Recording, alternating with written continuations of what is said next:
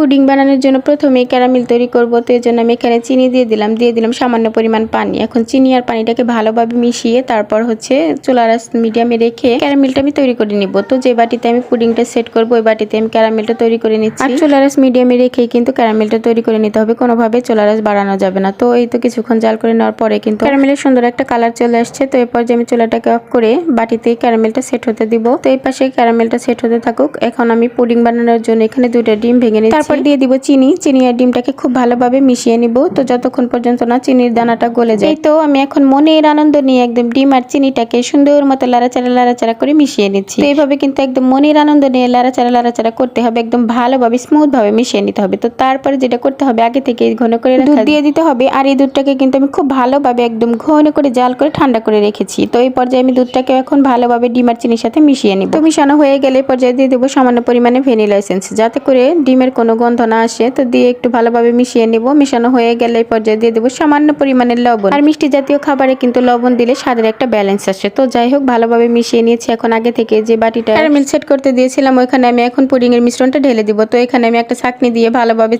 ছেঁকে নিচ্ছি। তো যার কারণে কিন্তু পুডিং এর ভিতরটা অনেক স্মুথ হবে, কোনো রকম ছিদ্র ভাব থাকবে না। তো যাই হোক, এখানে আমি এখন পুডিংটাকে স্টিম করতে দিব। তার জন্য চলো একটা পাত্র বসিয়ে এখানে পানি দিয়েছি। পানি দেওয়ার পরে হচ্ছে একটা স্ট্যান্ড বসিয়ে পুডিং এর পাত্রটা বসিয়ে দিলাম, দিয়ে এখন সুন্দর পুডিংটাকে স্টিম করে নিয়েছি। তো এখন আমি ঢাকনাটা খুলে দেখবো পুডিংটা হয়েছে কিনা। তো এখানে আমি একটা টুথপিক নিয়ে সুন্দর মতো চেক করে দেখতেছিলাম পুডিং এর ভিতরে ঠিকঠাক হয়েছে কিনা। তো মাশাআল্লাহ পুডিংটা অনেক সুন্দর হয়েছে। যাই হোক, এরপরে আমি পুডিংটাকে নরমাল ফ্রিজে রেখে ঠান্ডা করে নিয়েছি। এখন এটাকে মোল্ড আউট করে নিব, যার কারণে একটা ছুরির সাহায্যে 4-5টা ছাড়িয়ে নিচ্ছি। আর পুডিং কিন্তু কখনোই গরম অবস্থায় মোল্ড আউট করতে যাবে না, তাহলে কিন্তু সঙ্গে সঙ্গে ভেঙে যাবে। তো যাই হোক, আমি এখন মোল্ড আউট করে নিয়েছি।